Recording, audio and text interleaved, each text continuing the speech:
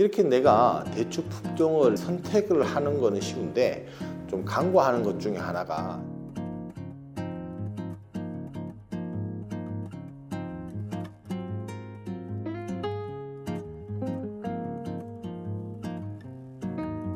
안녕하세요. 꿈꾸라 대추입니다. 자, 어느덧 이제 3월 11일이 되었습니다. 지역적으로는 차이가 있겠지만 나무를 묘목을 심는 지역도 있을 거고 아직까지 땅이 얼어서 식재를 못하는 지역도 있을 것 같습니다. 그래서 오늘은 원래 처음 나무를 식재하시는 분들을 위해서 영상을 찍을까 싶습니다. 그래서 나무를 심기 전에 밭장만은 어떻게 하는지, 그리고 나무는 어떤 식으로 이제 정식을 하는지에 대해서 한번 알아보겠습니다. 우리가 대추나무 품종을 선택하기 위해서는 여러 가지 조건이 필요합니다. 나는 조생종 대추를 심을 거야, 나는 중생종 대추를 심을 거야, 이렇게 선택할 수도 있지만 판매하는 방안에 따라서 나는 직거래를 할 거야, 나는 경매를 보낼 거야, 로컬푸드 같은 위탁업체를 이용할 거야에 따라서 품종도 바뀔 수가 있고, 또 재배 조건에 따라서 노지에서 할 건지 또는 비가림을 할 건지 하우스 재배를 할 건지에 따라서 대추 품종은 나눠질 것 같습니다. 이렇게 내가 대추 품종을 선택을 하는 거는 쉬운데 좀 간과하는 것 중에 하나가 대추 나무를 심을 이 밭장만을 조금 소홀히 하는 경향이 있기 때문에 그 부분에 대해서 한번 알아보겠습니다.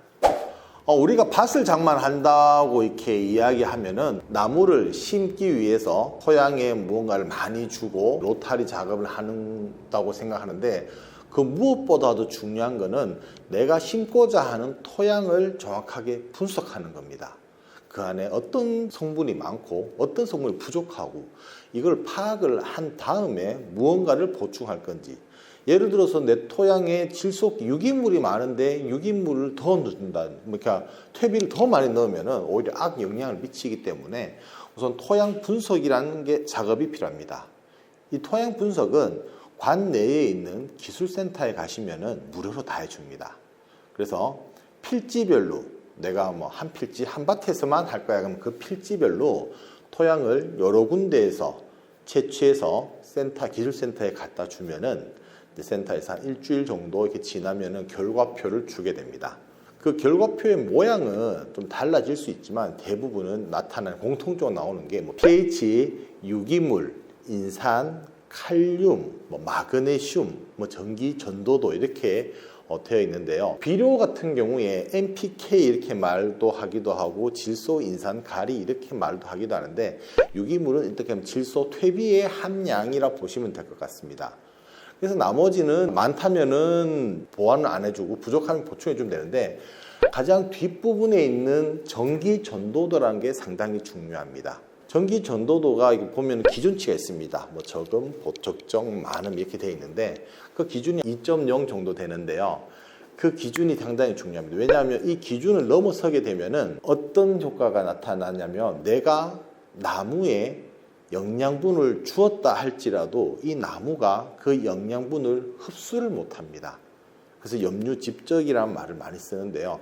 비료기가 너무 많다 보니까 얘들끼리 서로 결합이 되어 가지고 나무가 영양분을 못 먹는 상태가 될 수도 있습니다. 그래서 전기 전도도가 많이 높다라는 것은 그렇게 못 먹는 비율이 높다 이렇게 생각하셔도 좋을 것 같습니다. 그래서 전기 전도도가 많이 높다면 그에 관련된 어떠한 작업을 시행해 주시면 좋을 것 같고요. 재배하고자 하는 그 땅의 전 작물을 확인하는 것도 좀 중요합니다.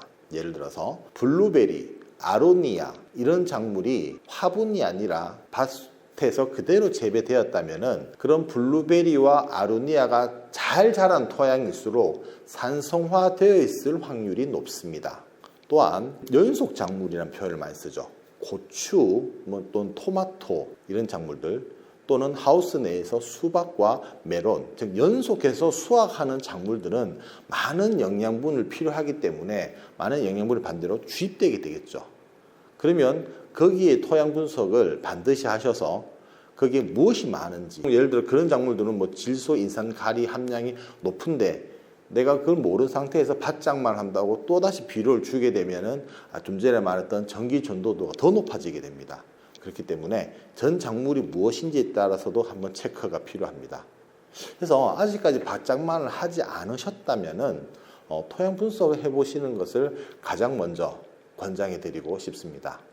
자, 우리가 토양 분석을 어느 정도 했다면 대추가 잘 자랄 수 있는 밭으로 만들어주는 게 중요하겠죠.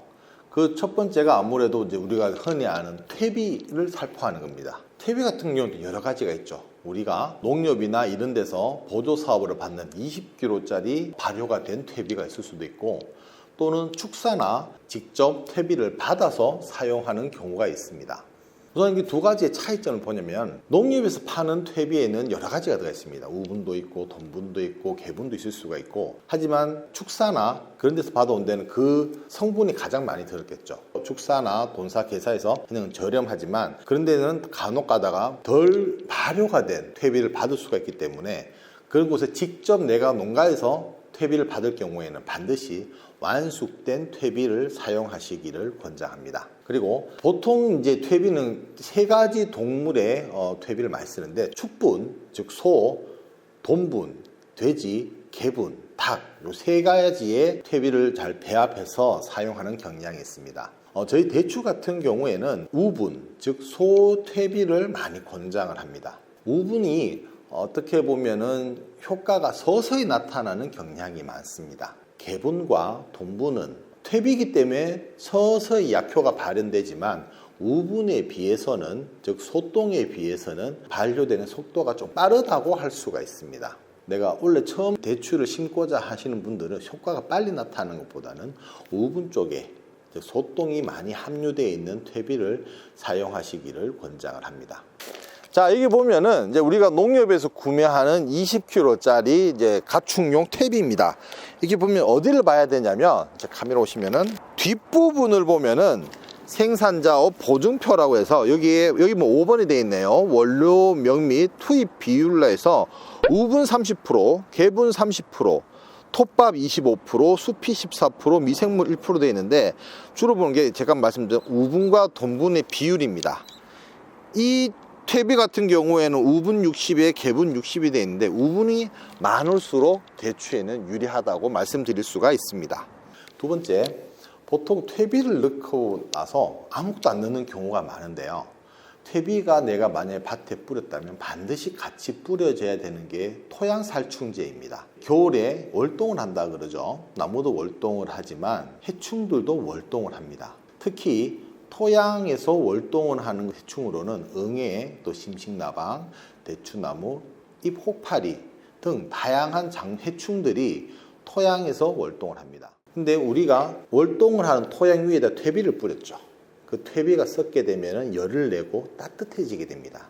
그러면 그 안에 있던 해충들이 활동을 하는데 도움을 주기 때문에 반드시 토양 살충제를 살포를 권장하고 싶습니다.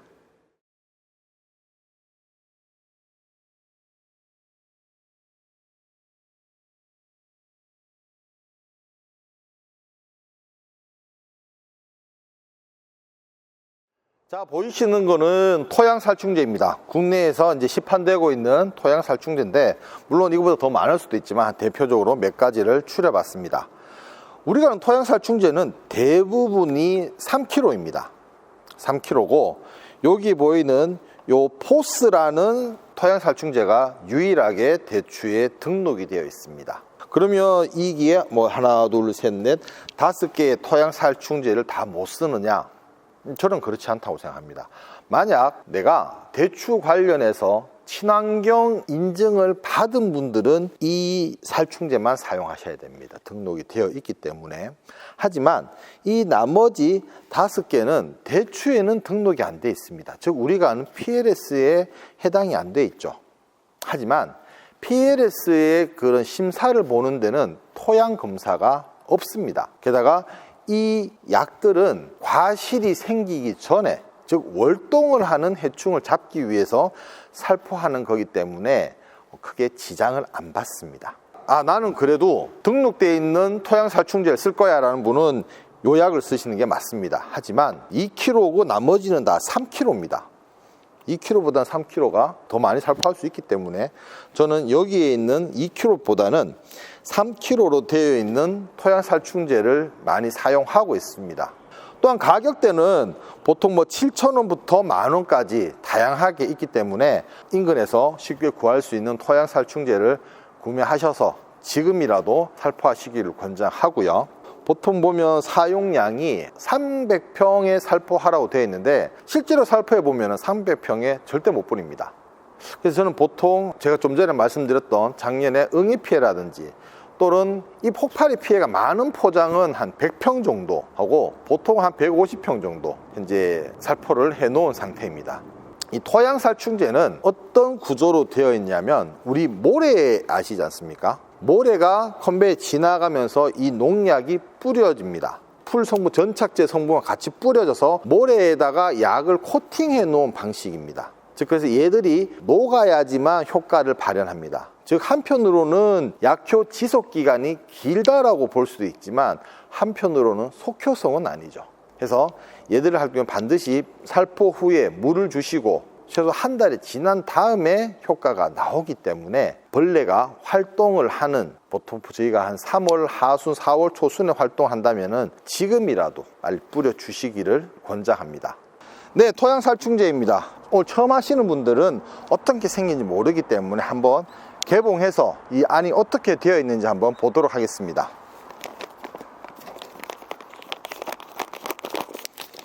이렇게 보시면은 자, 우리가 아는 모래 타입의 농약이 토양 살충제 관련된 농약이 이 안에 뿌려져서 아마 처음 개봉하시면 농약 냄새가 많이 날 겁니다. 해서 토양 살충제 뿌릴 때는 반드시 안전복에 마스크 꼭 착용하시기를 당부드리고 싶습니다. 그리고 보면 예전에는 저희가 이렇게 통에 해서 이렇게 약을 뿌렸다면은 최근에는 어떤 기구를 이용하는 경우가 많습니다. 우선 저렴하게는 이렇게 요거 같은 경우 이렇게 손을 잡고 이렇게 돌리는 타입의 살포하는 농기계도 있고요. 요거 같은 경우에는 저희 교육했던 교육생분들이 알려주셔가지고 저도 이렇게 알게 된 겁니다. 요렇게 짊어지고 이렇게 돌리는 방식의 비료 살포기가 있습니다. 그래서 보면은 어떤 분들은 이 약을 돌리면 이 약이 내 몸으로 다 약이 들어오지 않느냐, 그런 접촉이 되지 않느냐. 약은 접촉은 안 되더라고요. 여기 보면 레버를 통해서 좌우 방향 조절하는 레버도 있고 또한 이 우측을 했을 경우에 앞으로 바로 떨어지죠. 모래 타입이기 때문에. 그래서 약이 내 쪽으로 오는 경우는 없었습니다. 그래서 물론 저도 작년까지만 해도 우리 비료통에서 살포를 했는데 원래는 이제 요 기계를 이용해서 살포해 보니까 건강상에도 괜찮은 것 같고 작업 속도도 빠르기 때문에 이 길은 기계를 이용해 보는 것도 어떨까 싶습니다. 자, 우리가 토양 분석도 했고 이제 퇴비도 뿌렸고 토양 살충제도 좋습니다. 그러면 하우스 하시는 분들은 뭐 아니지만 우리 노지 재배하시는 분들은 하나의 작업이 더 필요합니다. 보통 밭의 위치가 산을 끼고 있는 경우가 많죠. 물론 이제 도시에서 하시는 분도 계실 거고 뭐 호수 주변도 있겠지만 주변에 산이 있을 겁니다. 그러면 꼭 조심해야 될 게 딱 한 녀석이 있는데 바로 고라니입니다. 고라니는 어린 새싹을 굉장히 좋아합니다. 내 주변에 사과를 하시는 분들이면 바로 이해를 하실 텐데요. 사과잎이나 대추잎은 새싹이 상당히 열입니다. 즉 고라니가 상당히 좋아하는 잎이 되는데요. 자, 고라니 피해를 입은 새싹을 보면은 아주 단면적이 날카롭게 잘려져 있습니다. 고라니가 먹은 잎은 자라질 않아요. 새 신초 또다시 나오질 않습니다. 제거를 해서 그 밑에서 눈이 발화되지 않은 곳에서 다시 눈이 나오는 걸 기대하는 게 빠릅니다. 가만히 놔두면은 새싹이 안 나오더라고요. 저희가 사람이 인위로 제거를 한다라든지 어떠한 물리적인 요인에 의해서 떨어진 것들은 싹이 바로 올라오는데 고라니가 먹은 것에서는 싹이 안 나오는 그런 증상을 볼 수가 있었습니다. 그래서 고라니는 자기 목 높이 이상 되는 것은 절대 먹지 않습니다. 자기가 고개를 숙였을 경우에 거기에 있는 올라온 새싹을 먹습니다. 즉 원래 나무를 심으시는 분들은 그 타겟이 될 수가 있겠죠. 그래서 밭 주변으로 울타리를 쳐주는 게 매우 중요합니다. 보통 고라니가 밭으로 들어올 때는 우리가 뛰어서 들어온다고 생각하시는 많으신데 절대로 뛰지는 않습니다. 밭으로 들어올 때는 개 구멍을 만들어서 그 밑으로 들어옵니다. 그래서 뜯어먹다가 사람이나 인기척이 있으면 그때부터는 뛰어다닙니다. 내가 울타리를 만들 때는 높이를 보강하는 게 아니라 땅과 붙어있는 지면을 공간이 안 생기도록 해주시는 게 좋습니다. 물론 뭐 전기 울타리 하시는 분들은 예외겠죠. 전기 울타리가 아니라 일반 그물 울타리를 생각하시는 분들은 바닥과 흙과 그물이 반드시 밀착할 수 있도록 이렇게 해주시면은 고라니의 피해를 조금이나마 방지할 수가 있습니다. 자, 오늘은 저희가 대추를 정식하기 전에 해야 될 밭장만과 어떤 토양 분석, 토양 살충제 이런 것에 대해서 알아봤는데요. 그리고 가장 중요한 게 빠졌습니다. 자, 우리가 대추를 이제 심죠. 밭에다가 심을 때 내가 토양을 퇴비 뿌리는 걸 깜빡했어요. 토양 살충제도 깜빡했습니다. 그래서 내가 만들어 놓은 구덩이 안에다가 퇴비를 넣으시는 분이 계신데 그건 절대적으로 해서는 안 됩니다. 왜냐하면 퇴비가 영양분이 되려면은 이제 썩는다, 부식이 돼야 되죠. 발효가 돼 부식이 돼야 되는데 그 과정 속에서 가스가 나오게 됩니다. 즉 암모니아라는 가스가 나오게 되면은 우리가 암모니아 잘 아시죠? 약간의 독성이 있습니다. 묘목이 새 뿌리를 내는데 상당히 방해를 합니다. 심할 경우에는 나무가 죽을 수도 있습니다.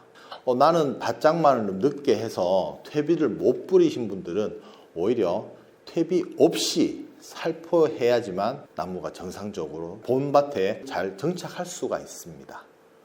그 후에 그 위에 퇴비를 주시는 건 괜찮지만 구덩이 안에 농협에서 나온 완숙된 퇴비를 할지라도 얘들이 영양분이 되는 과정 속에서 나오는 가스는 발생하게 됩니다. 더 잘하려다가 또 오히려 못하는 경우가 있기 때문에 최소 한 달 이내에 나무를 식재하실 분들은 퇴비 없이 그냥 식재를 하시고 나무가 싹이 최소한 20cm 이상 나왔을 때 퇴비나 어떤 영양제를 주시는 게 나무한테는 더 좋지 않을까 싶습니다.